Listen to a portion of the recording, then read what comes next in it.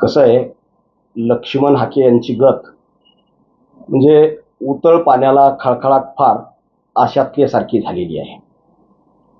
एखाद्या विशिष्ट वातावरणात, एका विशिष्ट हवेवर स्वार होऊन रातोरात उगवलेले हे 1.5 दिवसातले नेते आहेत. त्यांना प्रसिद्धीचा प्रचंड हव्यास त्यांच्यामध्ये दिसून येतो. एक प्रकारे प्रसिद्धीची इंगळी त्यांना डसली आहे आणि तशा पद्धतीनं ते सातत्यानं प्रसिद्धीचं एक व्यसन जडल्यागत अनेकदा वाह्यत बडबड करताना आपल्याला बघायला भेटत असतात. अलीकडे अजितदादा हे या राज्याचा अनेक वर्षापासून अर्थमंत्री म्हणून कारभार सांभाळतायत.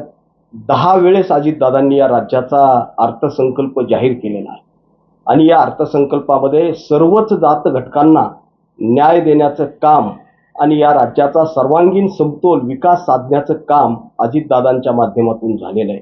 आणि म्हणून एखाद्या व्यक्तीला एखादा कारभार वारंवार जर सोपविला जात असेल तर त्याचा अर्थ असा आहे की ती व्यक्ती, ते नेतृत्व त्या कामाच्या मध्ये हे सक्षम आहे, कार्यक्षम आहे आणि म्हणूनच त्यांना ती जबाबदारी वारंवार राज्याच्या मुख्यमंत्र्यांनी दिलेली आहे.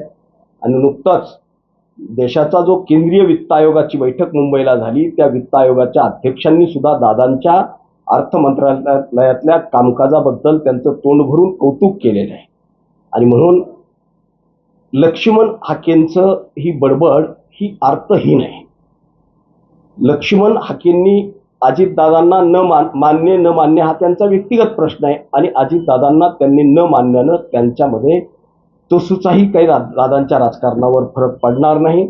कारण अजितदादांना या राज्यामध्ये, अजितदादा हे सातत्यानं शिवफुले शाहू आंबेडकरांच्या विचारांना आदर्श आणि प्रमाण मानून काम करताना सर्वच जात घटकांना न्याय देण्याचं, 18 पगड जातींना सोबत घेऊन सर्वसमावेशकपणे काम करणारं हे नेतृत्व आहे.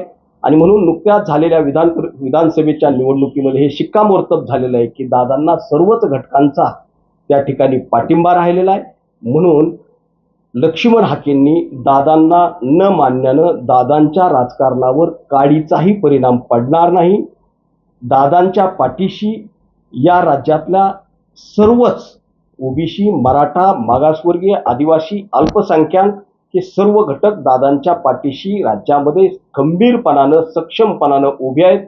हे विधानसभेच्या निवडणुकीच्या निकालावरून आपल्याला बघायला मिळालेलं आहे.